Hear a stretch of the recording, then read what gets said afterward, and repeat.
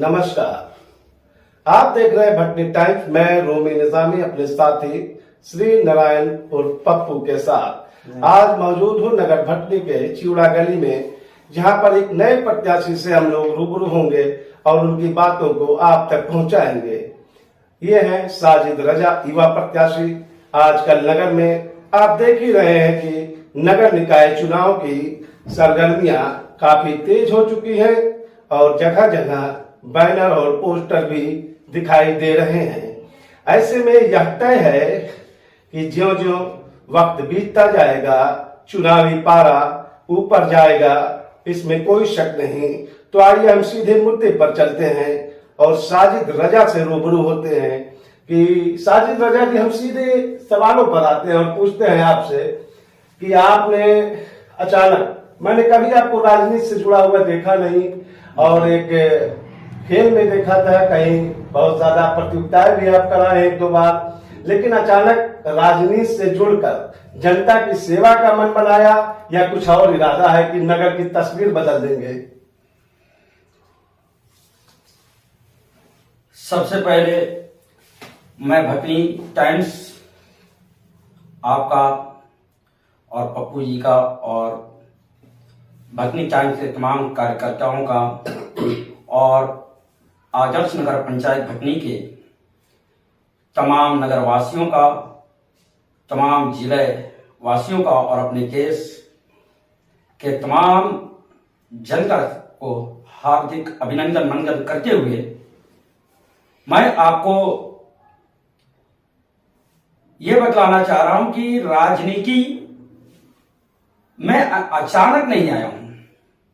यह हमारी पुश्तैनी कार्य रहा है कि हम लोग जनता की सेवा करते रहे हैं। जब नगर पंचायत भटनी नहीं था, जब ग्राम सभा हुआ करती थी, तो इस जगह से हमारे स्वर्गीय दादाजी 3 बार ग्राम प्रधान रह चुके हैं। हम लोग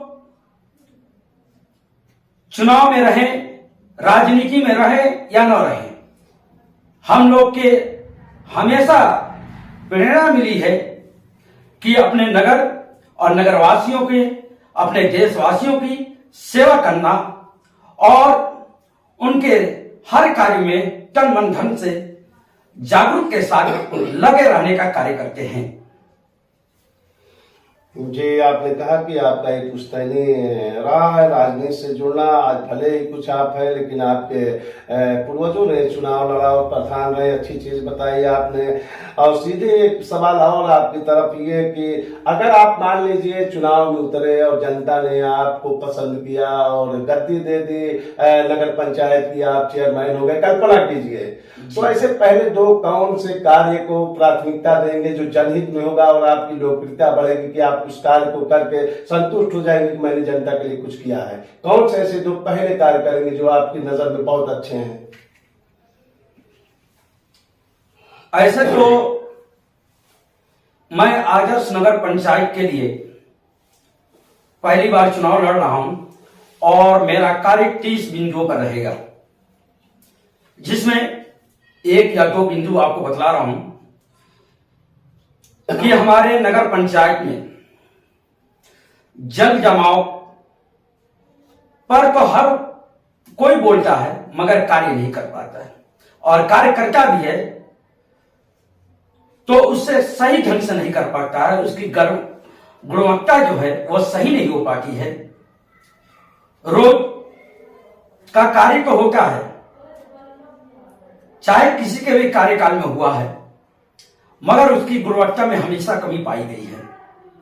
आज बनती है, बरसात का सीजन चालू हुआ तो रोड जगह धंसना चालू हो जाता है और फिर वो अपने पुराने दशा में ही पहुंच जाती है। दूसरा हमारा कार्य है कि हमारे करीबी बाजार नूरीगंज और मेन बाजार गांधी चौक को जोड़ने वाली जो मार्ग है वो कभी भी सही नहीं रहा है। हमेशा साल के 12 महीना ही केवड़ा गांव में पानी लगी रहती है, जिसके आने जाने वाले को हमेशा कष्ट का सामना करना पड़ता है। मेरा दूसरा ये काम रहेगा कि मैं नूरीगंज को बेहतरीन रूप देते हुए और गांधी चौक में लाकर मिलाने का कार्य करूंगा। आप नूरीगंज से और केवड़ा को जोड़ने का काम करेंगे, जहां पर जल जमाव होता है। एक अच्छा काम होगा ये भटनी की जनता के लिए। लेकिन अगली बात ये, आपसे एक और सवाल कि आपके मैंने पोस्टर शुरू से देखे, जब देखा तो मैं भी चौंक गया कि साजिद रजा भी चुनाव लड़ेंगे। तो मुझे अच्छा लगा कि चलिए एक युवा है और उनको मौका मिलना चाहिए कि नहीं, तो जनता की बात होती है। मैं नहीं कह सकता कि मौका मिले कि ना मिले, ये जनता चुनती है और किसी को पसंद करती है, किसी को नहीं पसंद करती है, ये सब वक्त की बातें हैं। लेकिन आपके पोस्टर्स मैंने देखे थे, उसमें केजरीवाल जी दिखाई दे रहे थे, तो लगा आपसे आएंगे। लेकिन अचानक मैंने देखा कि बहुजन समाज पार्टी के पोस्टर दिखाई दिए। तो ऐन वक्त पे आपने पार्टी बदली, पहले निर्दल, फिर केजरीवाल, या फिर अचानक एक बड़ी पार्टी सिंबल आपने लिया बहुजन समाज पार्टी का। तो ऐन वक्त पे इस चुनावी दौर में पार्टी का दामन थामना आपका क्या उद्देश्य रहा इसके पीछे, कि आपने क्यों पार्टी बदल ली? सर्वप्रथम जब भी कोई राजनीति में आता है तो जमीन से फर्श तक जाने का कार्य करता है, जमीन से उठता है और फलक तक पहुंचता है। शुरुआती दौर में ऐसा होता है कि कोई भी पार्टी थोड़ा अपना सिंबल देने में हिचकिचाती है। बड़ी बड़ी पार्टियां आती है, बड़ी बड़ी राजनीति यहां होती है और बड़े बड़े कार्यकर्ता भी हैं। हम फर्श से उठकर और आसमान की तरफ बढ़ने का कार्य कर रहे हैं। हमने सबसे पहले विचार बनाया कि निर्दलीय रहे, हो सकता है हमें भाजपा या समाजवादी पार्टी या किसी बड़े दल का साथ न मिले, क्योंकि अभी तक हमको हमारे जिले के लोग ही नहीं पूर्ण रूप से जानते हैं। तो आगे प्रदेश और दिल्ली तक पहुंचने का कार्य जो करना है मुझे, तो उसके लिए हमने सबसे पहले अपना प्रचार शुरू किया, जिसमें मैंने किसी पार्टी से नहीं जुटा। बाद में हमें आश्वासन मिला कि आप हमारे पार्टी में आ जाइए, हम हमारे कार्यकर्ता हैं जो जागरूक हैं, जो काम करेंगे, आपके नगर का विकास कराने में साथ देंगे। मैं इसी बात को समझते हुए अपने नगर की विकास के लिए मैंने आम आदमी पार्टी का हाथ थामने का कार्य किया।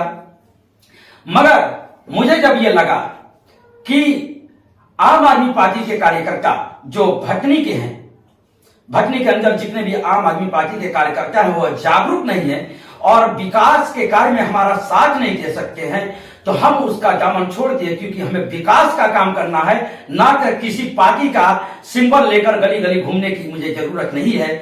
मुझे अपने नगर को ऐसा बनाना है कि लोग ये नहीं कहें कि मुझे अपने नगर को सलेमपुर के तरफ बनाना है या उसके आगे ले जाना है, या इंदौर मॉडल बनाना है, या दिल्ली मॉडल बनाना है, या राजस्थान मॉडल बनाना है, या मुंबई मॉडल बनाना है। मुझे ये नहीं करना है। मुझे तो इस तरह अपने नगर को अच्छा और बेहतरीन, सुंदर और ऐसा रूप देना है कि लोग आए तो ये सोचे कि हमें भी अपने नगर को, यानी जिस नगर के भी लोग आए, ये कहें कि हमें भी अपने नगर को भटनी आदर्श नगर जैसा बनाना है। और भटनी में जो आदर्श नगर में, यानी भटनी नगर पंचायत आदर्श नगर का जिस तरह विकसित हुआ है, जिस तरह सुंदरता में और उसकी गुणवत्ता देखी जाएगी, तो लोग अपने भी नगर को हमारे नगर के जैसा बनाने का कार्य करने की कोशिश करेंगे। जी, आपने कहा कि नगर को बहुत कुछ देना है, और आपने भी कहा कि आप आपसे जुड़े, लेकिन आपके कार्यकर्ताओं में वो रंग नहीं दिखा जो विकास के लिए अपनी पार्टी के लिए किया जाता है, इसलिए आपने पार्टी बदली। लेकिन एक बात और कि ये करीब करीब कई प्रत्याशी यहाँ पे जीते और नगर की कमान संभाले, नगर पंचायत को सुशोभित किया, बहुत सारे अच्छे कार्य किए, और जनता ने कुछ को पसंद किया और कुछ को नापसंद भी किया होगा। सड़कें बनी, नालियां बनी, जल निकासी हुई, जल जमाव का भी खत्म करने का प्रयास हुआ। अब खेल से भी कुछ हुए होंगे। लेकिन मैं आपसे जानना चाहता हूँ, ये जो कई प्रत्याशी आए और गए, काम भी किया, तो कुछ क्या ऐसे काम इन प्रत्याशियों जिम्मेदारों के द्वारा छूट भी गए हैं जो हो सकते थे, और अगर हो जाते तो शायद भटनी के विकास में चार चांद लग जाता। ये मैं बात आपसे कर रहा हूं, मैं ये नहीं कह रहा हूं कि किसी ने काम किया या नहीं किया, लेकिन सबने काम किया ये तो तय है। लेकिन कुछ ऐसे काम जो और हो सकते थे जिससे भटनी का विकास और आगे हो सकता था, चार चांद लग सकते थे, तो क्या ऐसे कुछ काम छूटे इन लोगों से जो आप पूरा करेंगे? जी, आपका बहुत बहुत ध्यान, बहुत अच्छी सवाल आपने किया है कि जितने भी आज आदर्श नगर पंचायत बनने के बाद तकरीबन 35 साल से ऊपर अरसा गुजर चुके हैं। कई अरसा पहले नूरीगंज में जलकल का निर्माण किया गया। इसमें बहुत से लोगों ने लिख कर दिया कि ये कार्य योग्य नहीं है। लिख कर कहने से काम नहीं चलता है। हमें जमीन पर उतर के हम जब वोट मांगने जाते हैं तो हम जनता को आश्वासन देते हैं कि हम कार्य करेंगे, तो आपस में बैठकर काम नहीं हो सकता। उसके लिए हमें उतरना पड़ेगा और कंधा से कंधा मिलाकर अपने तमाम नगरवासियों को बात जानकर उनके हाल चाल पूछते हुए, उनके विचार को लेते हुए और हर गली को में घूमकर इस चीज को देखना पड़ेगा कि कौन ऐसा कार्य है जो मुझसे छूट रही है, जो करने से हमारा टाउन एरिया का, हमारे नगर पंचायत का विकास हो सकता है। दूसरा, जो हमारे 115 नंबर धारा, जहां पे कभी तत्काल में मरीज ले जाने में बहुत से बाधाएं आती है, ट्रेन आने जाने में घंटों वहां पे खड़े रहना पड़ता है। इस दशा में किसी मरीज का डेथ भी हो सकती है, मृत्यु भी हो सकती है। सबसे पहले कि हमें रेलवे और आला अधिकारियों से मिलते हुए हमें वहां पे ओवरब्रिज का कार्य करना चाहिए था, जिससे वजह से हमारा नगर का विकास हो सकता था। और हमारे यहाँ ट्रेन के अलावा किसी भी बस सुविधा नहीं है। अगर हम चाहते तो परिवहन मंत्रालय से मिलते हुए नहीं यहाँ पे बस स्टैंड बनवा पा रहे हैं, उनका जगह नहीं दे पा रहे, तो कम से कम हर जिले से अपने नगर को जोड़ने के लिए 1 या 2 बस हर जिले के लिए निर्धारित करवा सकते थे, जो यहाँ से भटनी से देवरिया, गोरखपुर, मऊ, सिवान और भी हर क्षेत्र में जाने का और आने जाने का रास्ता खुल सकता और व्यापार ज्यादा से ज्यादा बढ़ाकर यहाँ के नगरवासियों का व्यापार में तरक्की करा सकते थे, नगर का विकास करा सकते थे, जो नहीं करा पाए। जी जी, ये आपने एक नई चीज बताई कि यहाँ ट्रेन का मार्ग तो है, आप कलकत्ता, दिल्ली, मुंबई, देहरादून जा सकते हैं, लेकिन अगर हमें सड़क के मार्ग द्वारा, मार्ग के रास्ते, सड़क मार्ग से हम कहीं जाने में बड़ा अक्षम महसूस करते हैं और बहुत ज्यादा दूर की बसें नहीं मिलती। ये एक नई चीज आपने कही जो काबिल तारीफ रही, इस पर ध्यान देना चाहिए।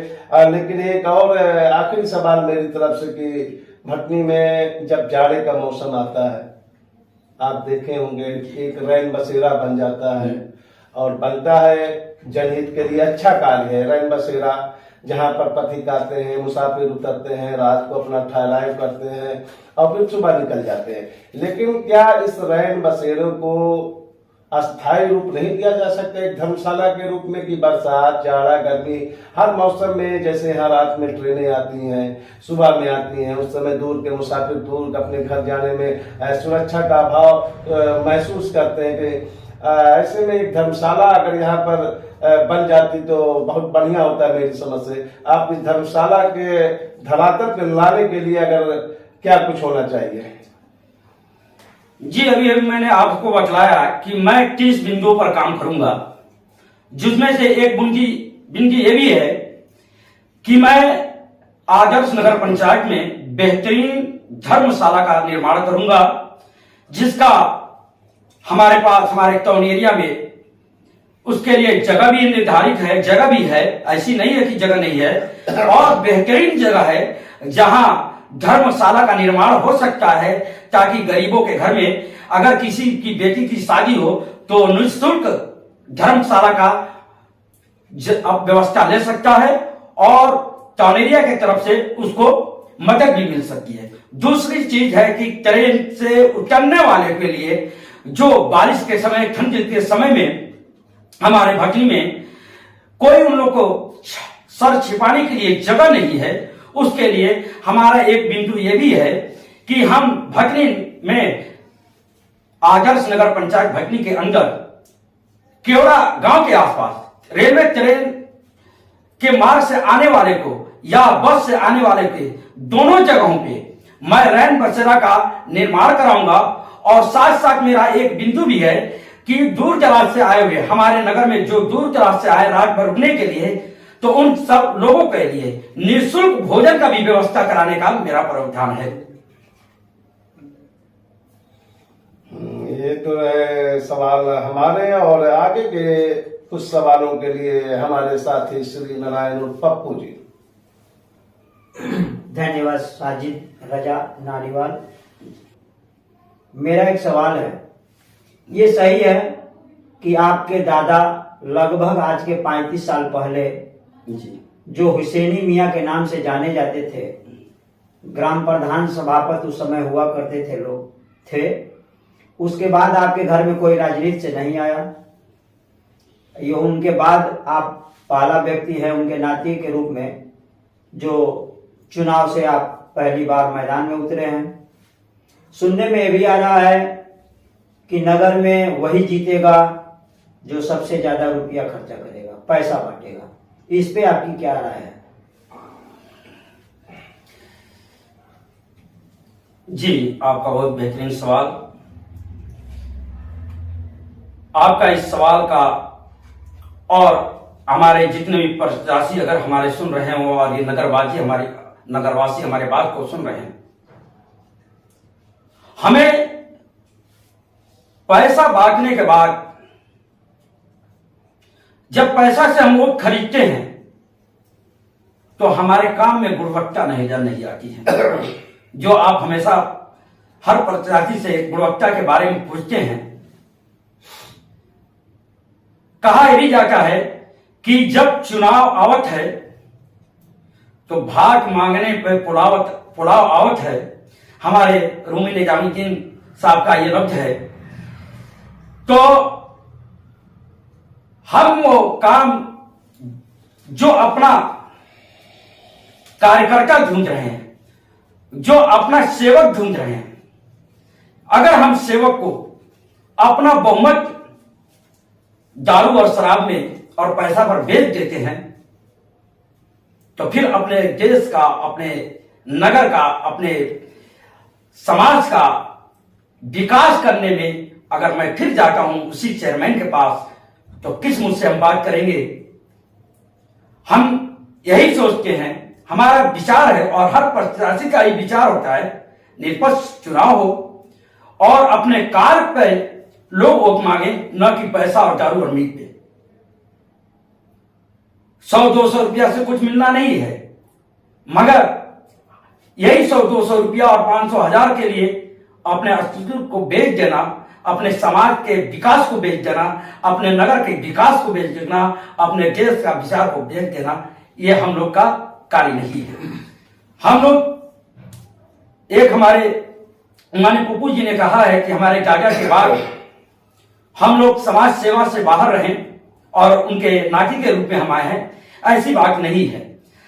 हमारे दादा ग्राम प्रधान के रूप में कार्यरत थे, उसके बाद जो भी उनके संतान हुए हैं वो लोग भी ग्राम में न सेवा करके देश के बार्डर पर सेवा किए हैं। जैसे हमारे चाचा बीएसएफ में रहकर देश के बार्डर पर सेवा किए हैं, हमारे पिता श्री शुरू में एयरफोर्स में रहकर देश की सेवा किए हैं और बाद में उन्होंने कुछ परेशानी आने की वजह से टेस्पोर्ट सिंडिकेट की लाइन अपनाया और उन्हीं लोगों के मार्गदर्शन को हम देखते हुए और हमेशा नगर की सेवा में तत्पर रहते हैं और आगे राजनीति के माध्यम से हम अपने नगर को दिल्ली तक पहुंचाने का कार्य करना चाहते हैं, इसलिए चुनाव में उतरे हुए हैं। बहुत बहुत धन्यवाद, आपने बहुत अच्छा जवाब दिया। मेरा दूसरा सवाल है, वर्तमान चेयरमैन डॉक्टर बलराम जायसवाल अतिक्रमण हटाने का कार्य किए और पुनः देखने में आ रहा है फिर धीरे धीरे लोग रोड को घेर दिए हैं। आप अगर अगर इत्तेफाक से आप जीत जाते हैं तो इसको क्या करेंगे, इसी तरह रहने देंगे या इसको सफाई कराएंगे? सर्वप्रथम इसका जो नियमावली होती है, जो पेपर होती है, अगर हमने या हमें जनता का सहयोग मिलता है, हमें नगर पंचायत के अध्यक्ष के रूप में हमें कुर्सी पर बैठाया जाता है, तो मैं ना अपना ना पराया, ना जातवाद, एक मानक निर्धारित करके जो हमारा आगे से निर्णय होगा, जो अधिकारी और हमारे माननीय सीएम द्वारा या ऊपर से अधिकारियों द्वारा जो निर्णय होगा, उस निर्णय के हिसाब से और तमाम नगरवासियों के सहयोग से एक निर्धारित तय करके एक मानक बनाकर उस मानक पर काम करके और अपने नगर का विकास का कार्य करूंगा और सुंदर व स्वच्छ कार्य करूंगा। हमारे जो फुहारा की बात हो रही थी नगर में, उसका भी एक मानक होता है और उस मानक के हिसाब से जहां जहां भी जिस चौराहे पे फुहारा या अपने पूर्वजों की मूर्ति लगाने का कार्य किया जाएगा और हर चौराहे पे सुंदर और स्वच्छ कुर्सियां और केवड़ा में जो हमारा केवड़ा को एक राजनीति का प्रथम स्थान दिया गया है कि केवड़ा गांव से केवड़ा के से ही राजनीति पनपती है। मैं वहां पे कुछ जमीनें ऐसी हैं जो एक तरफ रेलवे की जमीन की सड़क है और दूसरे तरफ नगर के पंचायत का रोड है, दोनों के बीच में जो जमीन है आला अधिकारियों से मिलते हुए वहां बेहतरीन चौक बनाने का कार्य करूंगा और निःशुल्क वहां पे पेपर और कुर्सियां और हर चीज का वो व्यवस्था करूंगा, जो एक आदर्श नगर पंचायत में बेहतरीन चौराहे के रूप में जाना जाएगा। बहुत बहुत धन्यवाद। मेरा लास्ट सवाल आपको आगाह करना, मुझे बहुत अफसोस भी हो रहा है कि हम लोग पत्रकार के नाम पे घूम रहे हैं और भारत का ये चौथा स्तंभ है, लेकिन कुछ हमारे बंधु नए चैनल वाले या पत्रकार बन के घूम रहे हैं और आजकल तो एक बयार चली हुई है कि नया प्रत्याशी पकड़ो कुछ मिल जाएगा। बड़ा शर्म आती है ये कहते हुए और आजकल घूम भी रहे हैं। मात्र 200, 500, 400 रुपया ही औकात है लेने की और पत्रकार को बदनाम करने की, जो अच्छे चैनल वाले हैं उनको बदनाम करने की, भटनी टाइम्स को बदनाम करने की। क्या आप भी उसके शिकार हुए हैं? जी बहुत अच्छा सवाल किए हैं। चुनाव एक ऐसा माहौल बन जाता है कि लोगों के दिमाग में यह आ गया है कि फला प्रत्याशी चुनाव लड़ रहा है, अगर हम किसी को चाहें तो हम मूर्ख बना सकते हैं। मूर्ख बनाने का यह कार्य चल रही है। लोग जानते भी हैं कि फला पत्रकारिता के नाम पे और चैनलों को बदनाम किया जा रहा है या अच्छे लोगों को कुछ ऐसे लोग हैं जो 100, 200, 500 रुपया के लिए बदनाम कर रहे हैं। इसका शिकार हमारे कहने में बहुत से ऐसे प्रत्याशी हैं, उसका मैं भी एक शिकार हूं, जानते हुए भी मैं उसका शिकार बना और हमारे कहने में बहुत से ऐसे लोग हैं जो इसका शिकार बन रहे हैं, जानते हुए बन रहे हैं। इसमें उन लोग को भी पता है कि हमें 200, 400, 500 रुपया के लिए हमें शिकार बनाया जा रहा है। अगर जिसको यही सोच है कि हम विकास का कार्य करने के लिए आगे बढ़े हैं तो नोच और घसोट का काम करते हैं। इससे देश, नगर और तमाम बेहतरीन पत्रकार को भी बदनाम करने का कार्य करते हैं। नहीं, मेरा सवाल था कि आप भी शिकार हुए हैं तो कितने पैसा दिए हैं? जी मैंने अभी आपको बतलाया कि सभी शिकार हुए हैं, उसमें मैं भी शिकार हुआ हूं जी। और मैं ये भी बतलाया हूं कि जो 400, 500 रुपया का ही आदमी शिकार होता है, क्योंकि उनको पहले ही पता रहता है कि ये शिकार हो रहे हैं, तो उसके लिए वो 500 और 200, 500 रुपये ही रहेगा, ना कि 5000, 10,000 का। वो जानते हुए भी शिकार नहीं होता है। तो हर व्यक्ति, जैसे मैं भी उसमें शामिल हूं, मैंने आपको पहले ही बताया कि मैं भी उसी में शामिल हूं। मैं भी 500 रुपया मैं भी जानबूझकर शिकार हुआ हूं। धन्यवाद। अब आगे का कार्यक्रम हमारे रूमी भाई बताएंगे। तो आप रूबरू हो रहे थे एक नए युवा जोशीले और फुर्तीले, कहते हैं कि युवा देश, दुनिया, नगर, शहर की तकदीर ही नहीं तस्वीर भी बदलने में सक्षम होता है। ये चुनावी बयान बह चुकी है। आजकल में आरक्षण की सूची भी आने वाली है, उसके बाद अधिसूचना भी आएगी। और लेकिन आज का कार्यक्रम एक छोटे से, मेरे मन में एक छोटा सा व्यंग आ गया साजिद जी, चुनाव पर अपने आप रचित कर लिया बैठे बैठे कि इसे अन्यथा मत लीजिए कि पानी की तरह बहता है पैसा चुनाव में। जी, पानी की तरह बहता है पैसा चुनाव में, कुछ मुर्ग में है जाता, कुछ और कुछ पुलाव में, कुछ मुर्ग में है जाता और कुछ पुलाव में। इसे अन्यथा ना ले, महज व्यंग था। इसी के साथ भटनी टाइम्स का ये इंटरव्यू साजिद रजा के 2 शब्दों के साथ खत्म करेंगे। अलविदा, नमस्कार, धन्यवाद। मैं पुनः भटनी टाइम्स और तमाम नगरवासियों से हाथ जोड़कर अपील करता हूं कि एक बार हमें मौका दें और मैं अपने घर से नहीं, आपके घर पे आके घर घर, हर वार्ड में जाकर, हर घर में जाकर आपसे पूछकर आपके नगर में कौन सा विकास का कार्य करें और करेंगे भी, और आपका उसमें सहयोग लेते हुए और किसी को तकलीफ न देते हुए मैं बेहतरीन से बेहतरीन नगर को बनाने का कार्य करूंगा। और मैं दूसरे किसी का मागल नहीं खाऊंगा, बल्कि एक ऐसा आदर्श नगर पंचायत बनाऊंगा कि लोग आकर खुद हमारे नगर पंचायत से प्रेरणा लेंगे और इसका मागल ले जाकर अपने घर, अपने गांव में, अपने नगर में बनाने का कार्य करेंगे। आपसे पुनः आग्रह है कि एक बार अपना छोटा भाई, बेटा या अपने पोत्र नाती समझकर हमें एक बार आप लोग की सेवा करने का मौका दें। धन्यवाद।